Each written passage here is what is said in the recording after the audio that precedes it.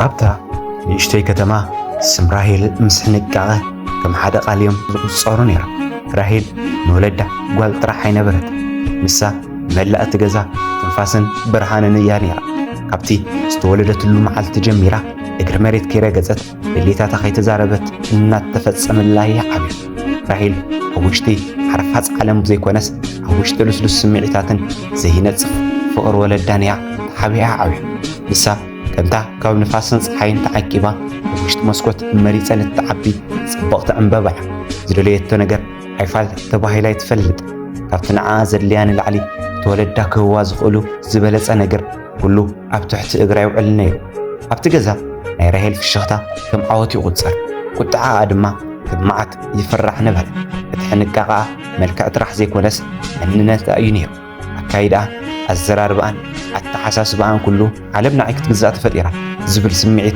زنصبارقين نسا نساقما يتفلط نحسمي رأيت اتبرهان زمالو هيوتا قد اتي نقدمي تصبيا زنبرس المات مقارجة وينو شفينو وإينير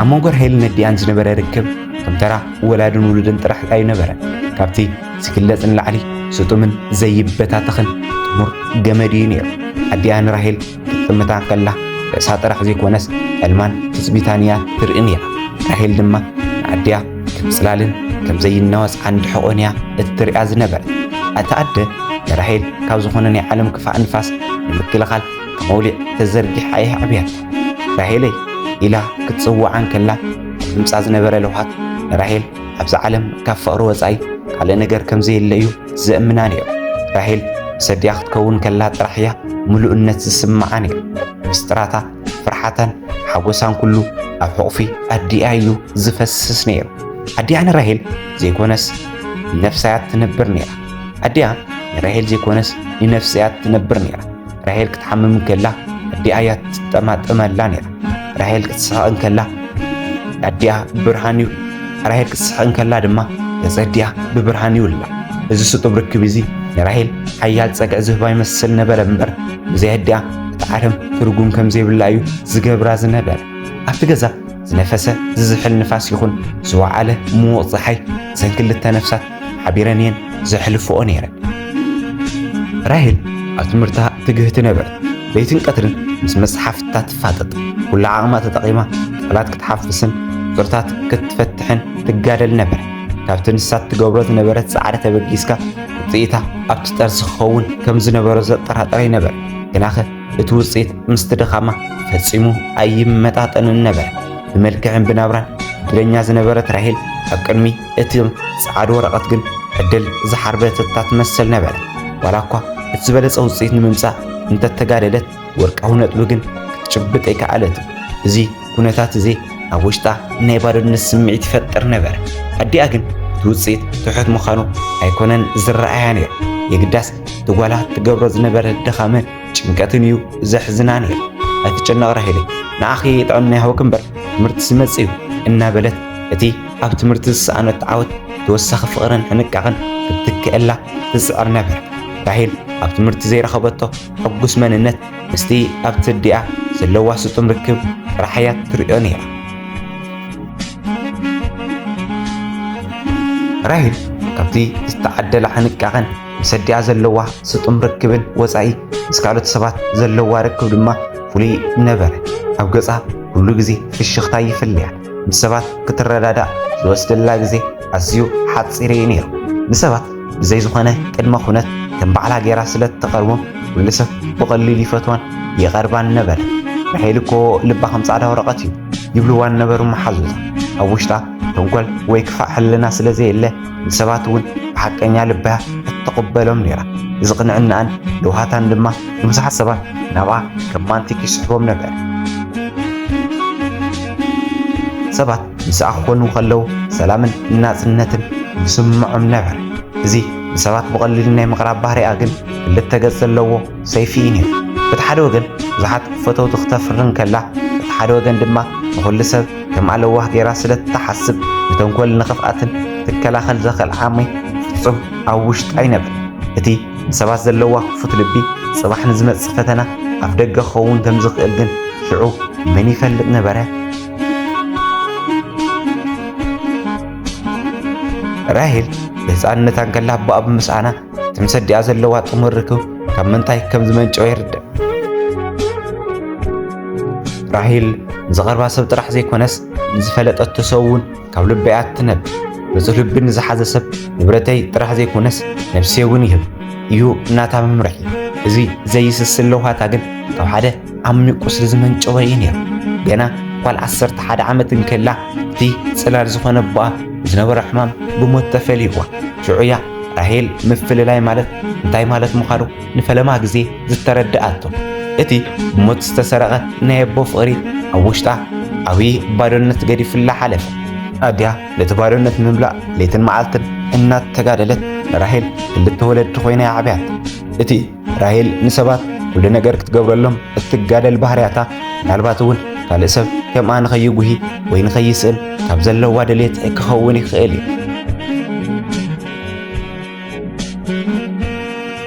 ኣብ ገዛ ራሄልን ኣድያን ስእሎ ኣቦኣ ኣብ መንደቕ ተሰቒሉ ወትሩ ይጥምትኦ ነበረ። ራሄል ንኣድያ ክትጥምታ ከላ ነቲ ዝሞተ ኣቦኣን ነቲ ሓሳብ ሕጂ እትጋደል ዘላ ኣድያን ሓደ እያ ትስእሎም። እዚ ስጡም ፍቕሪ እዚ ድማ ንራሄል ካብ ዝኾነ ይኹን ሰብ ንላዕሊ ንኣድያ ተንፋሰይ ክትብላ ይገብራ ነበረ። እቲ ንቡርን ዝለመደቶን ህይወታ ተቐይሩ ናብ ሓድሽ ምዕራፍ ተሰጋገረሉ ኩነታት ተፈጠረ። ዳኒ ምስኣ ኣብ ሓደ ግቢ ቤት ትምህርቲ ይመሃር እኳ እንተነበረ ንነዊሕ ግዜ ግን ከም ክልተ ዘይተላለዩ ጋሾት እዮም ነይሮም። ራሄል መሓስታ ተኸቢባ ዳኒ ድማ ኣብ ናታ ዓለም ኮይኑ ኣብቲ ሓደ ቀጽሪ እናተመላለሱ ተዘራሪዮም እኳ ፍጹመ ይፈልጡን ነበር። ንሳ ብዛዕባኡ ትፈልጦ ነገር ኣይነበረን። ንሱ እውን ሓንቲ ካብተን ሕንቁቓት ኣዋልድ ገይሩ ጥራሕ እዩ ዝሪኣ ነይሩ። ይኹን እምበር እቲ ዓመት ንራሄል ፍሊት ነበረት። እቲ ናይ መወዳእታ ክፍሊ ጸቕጢ፣ እቲ ዘይሰመረላ ዝነበረ ትምህርቲ፣ ከምኡ ድማ እቲ ካብ ኩልዕነት ናብ ብስለት ትሰጋገረሉ ስምዒት ኩሉ ተደማሚሩ ኣብ ውሽጣ ሓድሽ ሃንቀውታ ፈጢሩላ ነበር። ኣብቲ ዳኒ ምስኣ ክዘራረብ ዝጀመረሉ መዓልቲ ራሄል ካብ ዳኒ እትረኽቦ ፍሉይ ቃለቦ ክትሰኽረሉ ጀመረት። ዳኒ ንዓ ሓድሽ ዓለም እዩ ነይሩ።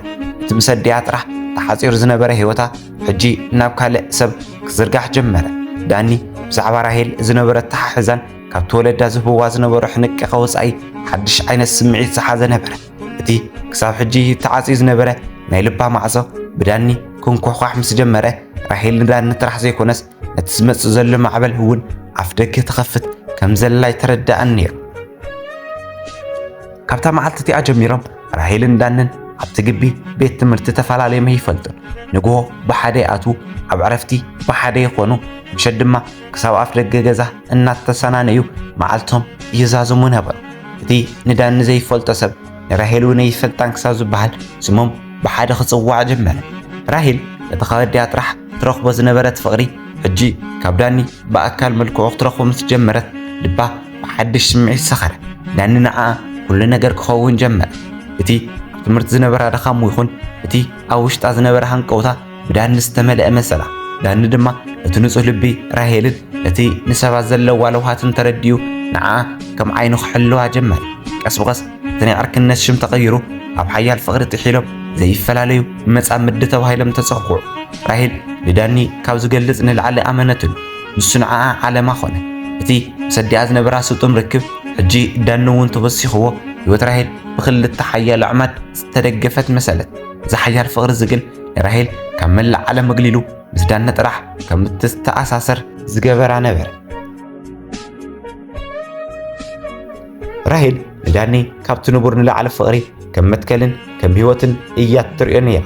ብዛዕባ ዳኒ ሓንቲ ሕማቕ ነገር እኳ ክሰማዕ ኣይትደልን። ዳኒ ንዓ ቅዱስ እዩ።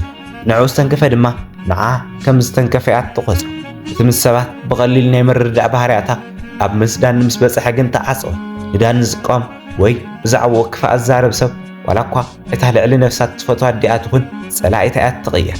እቲ ኣብ መንጎ ራሄልን ዳኒን ዝነበረ ሓያል ርክብ ኣብ መወዳእታ ኣብ እዝኒ ኣድያ በፅሐ።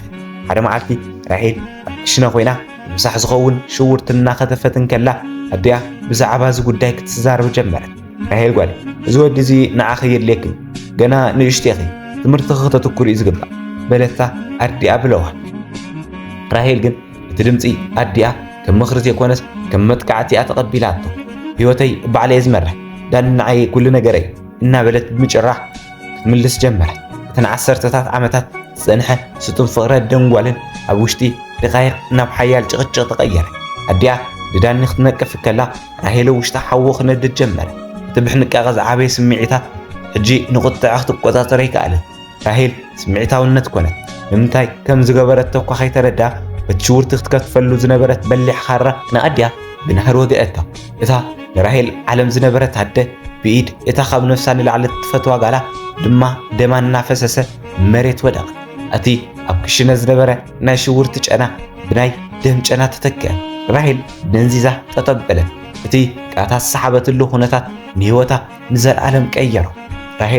ራሄል ክትኮነ ይከኣለትን ስምዒታ ክትቆጻጸር ይከኣለትን። ብሰንኪ ሓደ ተፍቅሮ ወዲ ድማ እታ ንዓመታት ከም መትከል ከመደነቦን ኮይና ዘዕበየታ ጓላ ህይወታ ሓለፈታ።